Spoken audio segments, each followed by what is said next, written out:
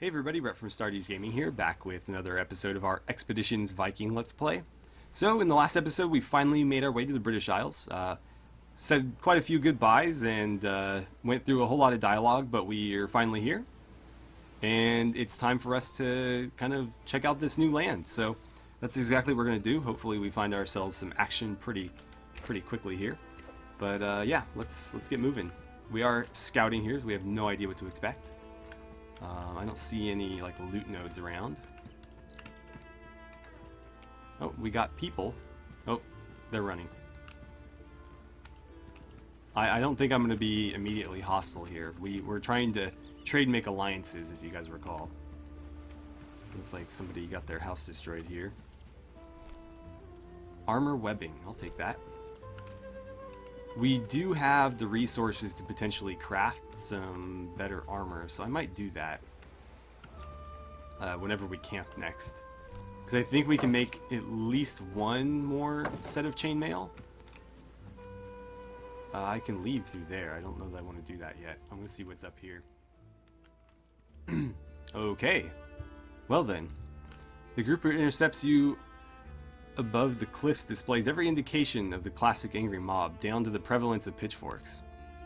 A middle-aged man at the front, hastily dressed in cheap hide jerkin and wielding an actual spear, hails you in a language that tickles something at the back of your mind, but doesn't quite translate into meaning. Hold up your hands in peaceful greeting.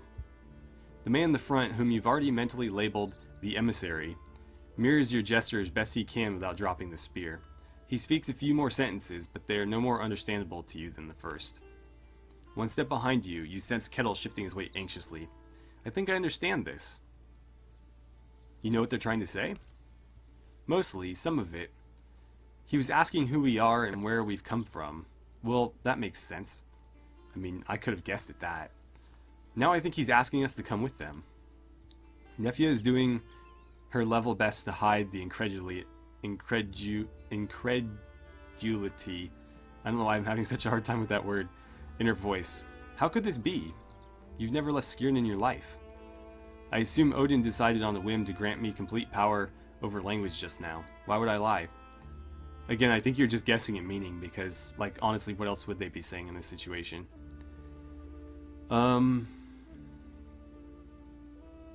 I guess, yeah, ask them to lead the way and make it clear that we don't want trouble. Kettle gives you a sheepish look. I don't know how to say that. I get their meaning, but I can't speak that language. The welcoming committee has been listening to your exchange, and now fervent discussion is rippling through their ranks. They quickly seem to reach some sort of conclusion, and their youngest member takes off at full tilt down a path towards the woods. More cryptic declarations are transmitted by the emissary. Kettle strains to understand and translate. He's asking us to stay, wait. And something about a wise man. They're getting someone who can help. We'll do as they ask. Let's see who they're fetching. Hopefully it's not reinforcements. I'm ready for a fight, though. If it's just more farmers, I don't think it'll be an issue. A few tense minutes pass. The guarded looks crackling between your herd and the natives, and the uneasy shuffling of feet on both sides contrast bizarrely with the calm waves against the beach, and the pretty songs of the birds among the trees. Finally, the errand boy returns at a trot, trailing a tall man in a shaggy robe, whose stride is far more brisk than ought to be possible with sandals in such an advanced state of unravelment as his. As he reaches the welcoming party, the robed man lowers his hood and takes in the sight of your modest heathen horde with a slow, deeply interested look. A few words are exchanged between him and the emissary, then the robed man closes the distance between you, bows, and introduces himself in heavily accented Saxon. Dominus Vobiscum, stranger. I am Brother Morkant. I have given my life to studying the ineffable beauty of God's work. Okay. Skirn being well situated along trade routes to Saxony, you've had enough contact with your southern neighbors to learn their language. At any rate, you speak it about as well as this man. I am Hakon, son of Kar, and this is my retinue. Please tell me, Lafford? Why would there be like an H and an L right next to each other? I don't know what to make of that. Please tell me, Hakon, whence have you come?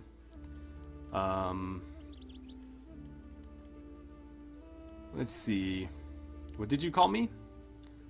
It's an expression of respect in our language. It means... He struggles for a moment to think of a way to explain it. It means master of the house. Okay. We've come from Skjern on the coast of Jutland to the east. Morkant's gaze turns inward as he no doubt pictures the world around him as he knows it.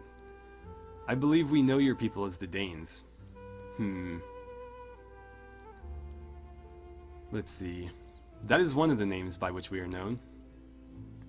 He smiles. It feels like progress is being made. We are Engels, and this is the kingdom of Northumbria, so we are in Northumbria. I myself am a monk. I serve a servant of the Lord, and a traveling scholar of cultures, languages, and faiths. Some impatient shuffling of booted feet behind him seems to remind Morkant of the reason he was summoned. He rattles off a few quick sentences to reassure the mob before he turns back to you and jumps to the point. Might I inquire as to the purpose of your journey? Let's see.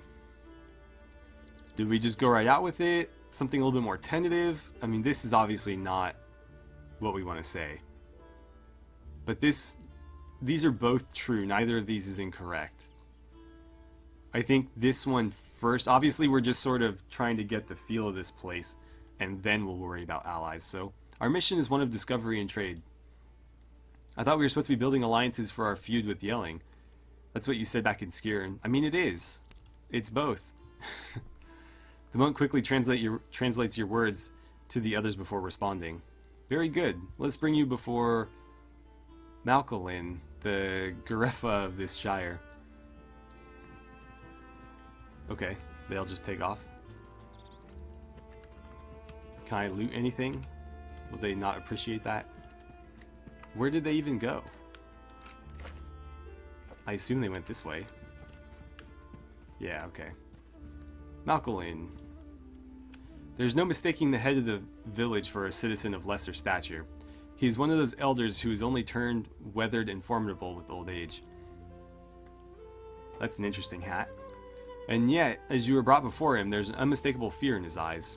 My name is MacLeod. I am the Gerefa of this town.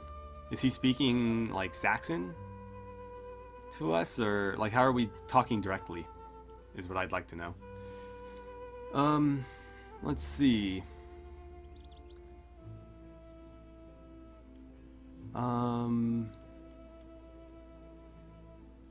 I am Hakon Carson. It is an honor to meet you. There follows a lengthy extrapolation by Morkant in the local language. The old man eyes you suspiciously all the while. Norse, are you? We've had some visitors from your lands before. You're given to understand that visitor is used here as a euphemism for a range of words along the lines of barbarian, savage, murderer, raider, plunderer, and so on. Will you tell me what happened when you last met people of our kind? A ship much like yours came to a small island south of here. The port Gerefa of that place mistook them for merchants and directed them towards Eoforwick, but before they left they killed him and his men. We were lucky that they didn't come here. We've feared their return ever since, and now here you are. What shall we make of this? We're not raiders, we are honorable people and our errand is peaceful. You were a cat imploring a bird to come down from its tree. This is inferable from the look the Gerefa now gives you. I would never question your honor, but you must go elsewhere on your errand. We cannot help you.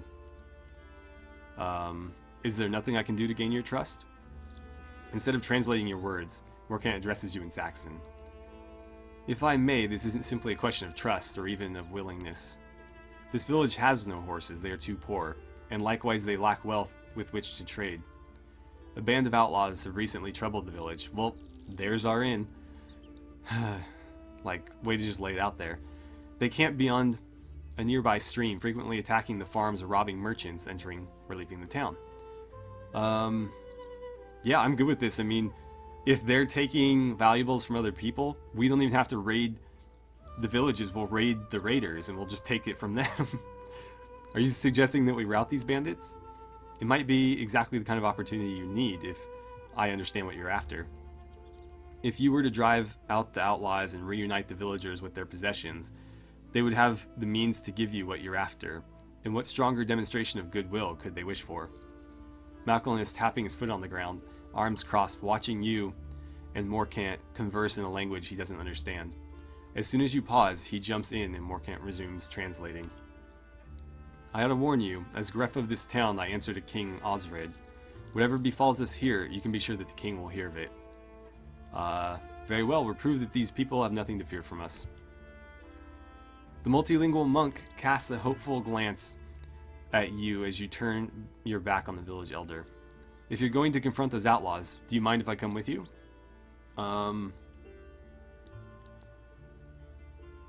What purpose would that serve? He gives you one of those smiles that humble men use when they are actually very proud of themselves. I think you'll find that I can take care of myself. Well, so can everybody in my party, but what purpose does that serve? My travels have taken me far and wide, and you don't come such a long way without knowing a thing or two about defending one's own person. Fine, just stay back when the fighting starts. You can count on me. So we now have a monk and translator with us. Let's go ahead and... Can I press T to mark it? No.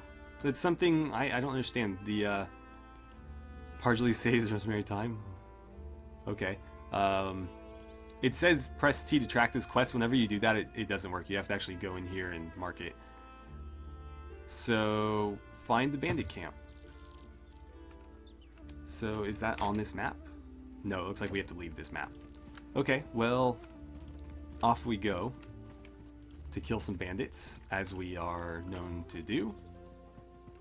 Got some loot here. 6 men and women are strewn about the riverbank, inhabiting a camp of tents that appear to be made out of the sails of a ship. Some attempt to establish a perimeter of sentries has been made, but it's immediately obvious that whoever is organizing this has never had a day of battle training in their life. Having thus managed to get quite close to the camp without being seen, you're free to ponder your approach from the other side of the river. Well... We may as well take advantage. Let's take out their archers from a distance and then we'll charge the rest. That seems like a good plan. They seem to be pretty clueless.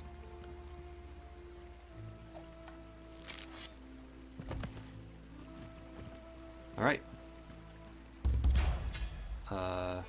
Morcant and Gunnar. Why are they so far back? Okay, Hakon, let's put you in there. Oh, there's a freaking trap. I should have known. Should have known. Ready yourself. Nefia, I want you immediately behind him. Kettle, hop on over here.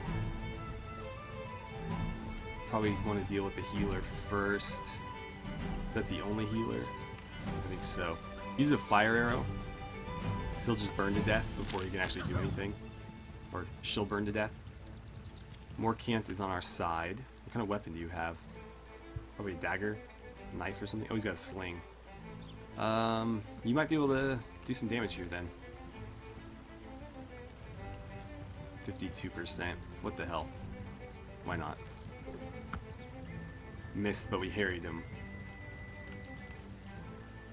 Right, let's have you start working your way around here. Don't go through there, though. We're gonna have him go flank. He's got the charge ability, so I like to send him around. If he can get a running start on somebody, he can do a ton of damage. Doesn't look like there's a way around there. So, Aslaf, get over here. Ruskva, go ahead and try it. Oh, nice, you critted. So we don't even have to wait for the fire. Now what are they going to do? Looks like he's going to try to flank. Big mistake, because Gunnar is going to charge you. You set your interrupt. I don't know why you bothered. We'll just soften you up before we go in then. Nice. Ruskva, can you do enough damage? Maybe if you crit. I guess I should have. Should have expected that. Go ahead and move. You'll take a shot, but you're not likely to hit.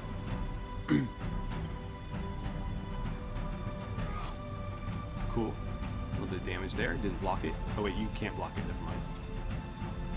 Nefia, I need you in there. Nice. Alright, that just leaves Aslave, who's going to finish the archer off.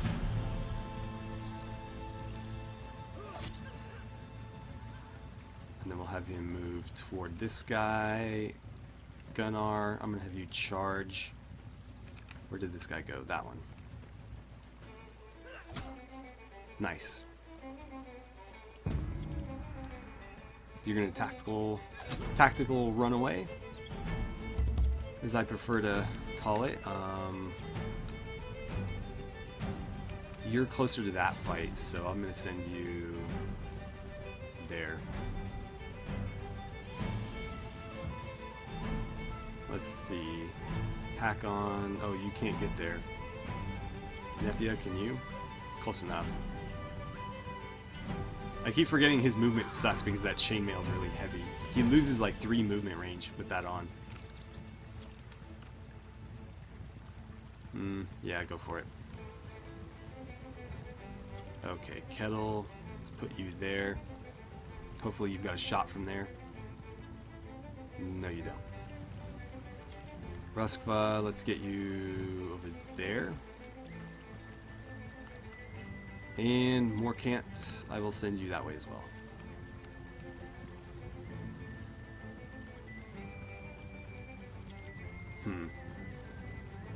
Well, do an interrupt in case he decides to try to run away or something. Maybe he'll crit here and we won't need the other turn. It looks like we will. Oh, okay, he stood his ground. Well, Gunnar, you did all the work, you can finish him off.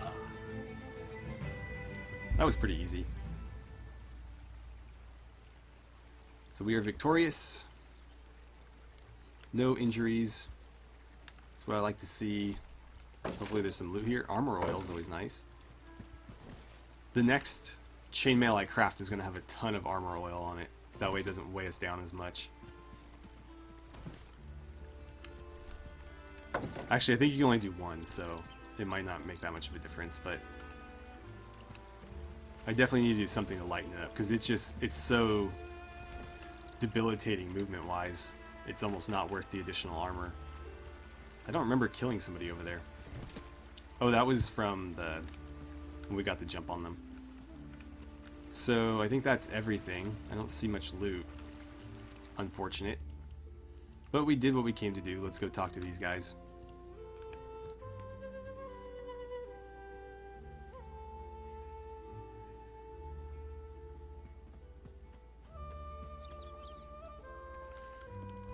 Garefa MacLeod meets you at the gate again, looking like he's expecting any moment to have an axe firmly planted in his skull. The bandits will trouble you no longer. He turns his gaze toward the tree line, from which a young man raises his arm as a signal. The Garefa breathes out several months of fear and anger. So it's true, the bandits are gone. See, MacLeod, I told you these strangers seem different than their kin. He nods heavily. Forgive us for our prejudices. Hakon, you've proven yourself to be a friend to this town. So about those supplies.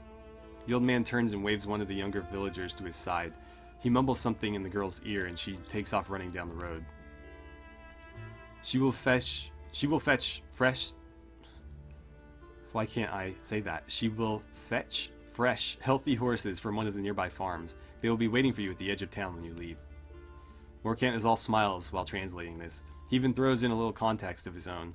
I hope you understand that this is an extravagant gift for these villagers. To give away so many healthy horses, this gift is fit for a king. Thank you, I'm glad we were able to sort all this out. Hakon, you've proven yourself to be both capable and honorable. I was thinking. He smiles sheepishly. My travels and studies have me bound for Ilforwick and Perth. Should you find yourself heading in either of those directions, I would gladly take companions on the road. Where are these places that you mentioned? Perth lays far to the north in the wild Pictish lands, Some of the Picts still cling to their old faith, and I hope to meet with them and chronicle their stories. Ioforwic is the seat of King Osred, Lord and Protector of Northumbria.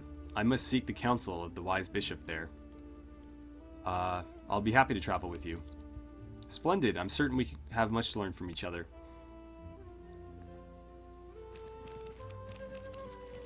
So I guess we're getting prepared.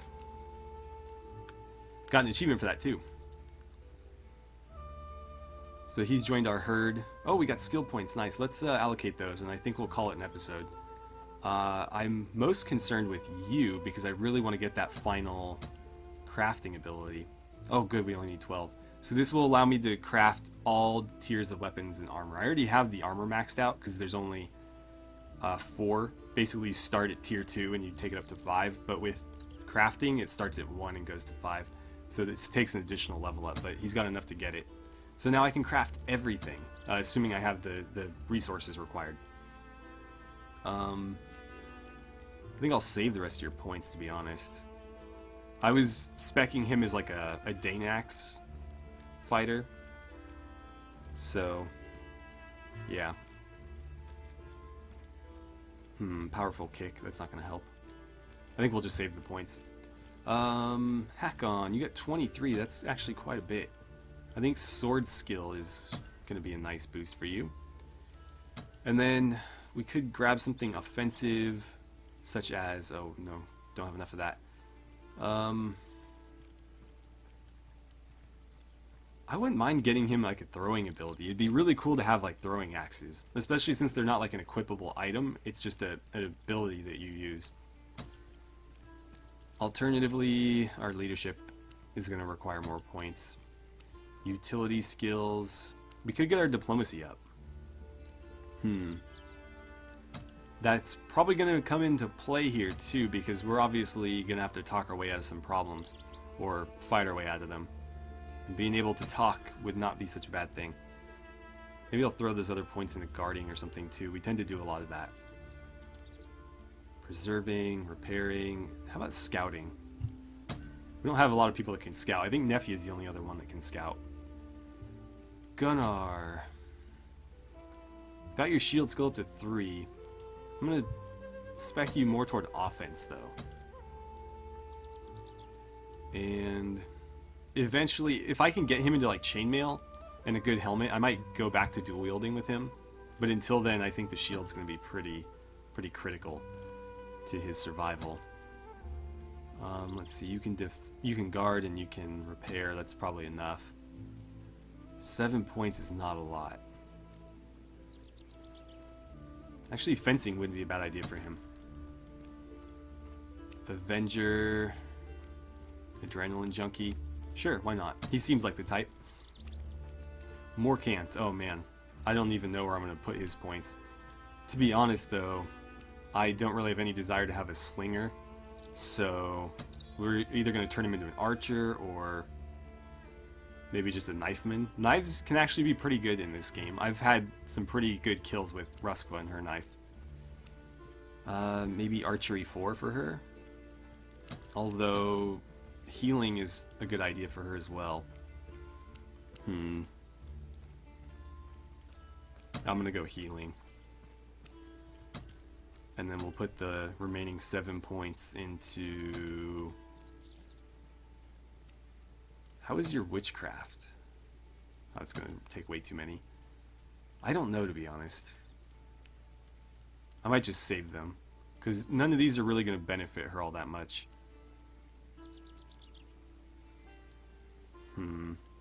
Mental resistance would be a good idea for her. Interrupted attacks have a 100% chance to hit? Oh, hell yeah. I'm getting that. I use interrupt with her a lot, actually. And if they're guaranteed hits now, I am happy to take that. I should get that for Kettle, too. Okay, so Asleif, your shield is maxed out. How did you surpass Hakon? I guess because he went sword instead of shield. But you can go sword now and still surpass him, so I'm not sure how that happened. But yeah, more damage is never a bad thing. That leaves me 8 points to spend elsewhere. But I need 9 for a charge. That would be really useful. Protect. If Protect was like a passive thing that always happened, I wouldn't mind it, but if it takes an attack action, I'm not too keen on using it. I know you have to activate it, but I'm not sure if it's a free action or an attack action. Spot traps, tactical moves, so nothing there for us. You can guard, you can repair, just like Gunnar. That's probably more than enough. So what among these would be worth giving you? Not low profile, we want them to target him. Not that useful. That would be nice if I had 12 points to spend. You know what? Relentless. Why not? Take a flyer on that, and it's only a 5% chance to get an extra attack, but when it procs, it's pretty damn useful. It's just it doesn't proc very often. So her spear skill is maxed. Her bow skill probably isn't worth leveling up because her perception is pretty low. Letting her kick people away is not such a bad idea. Don't want her taunting. She doesn't have the armor or a shield for it. So none of these are really going to benefit her. Benediction, interesting. So that's new for Christians. She can guard, she can scout. She has hardened already. Damn, I don't know where to spend her points. I guess let's at least give you a couple of things into archery. Anything here for 10 or 9 or something that would be worth doing? Reduces the movement penalty of armor by -1 to a minimum of 0. That's actually not that useful for you, but it would be useful for anybody wearing chainmail. I'd rather just be able to disengage. Thick skin. Increases physical resistance. Yeah, hell yeah. That's actually useful. And finally, kettle.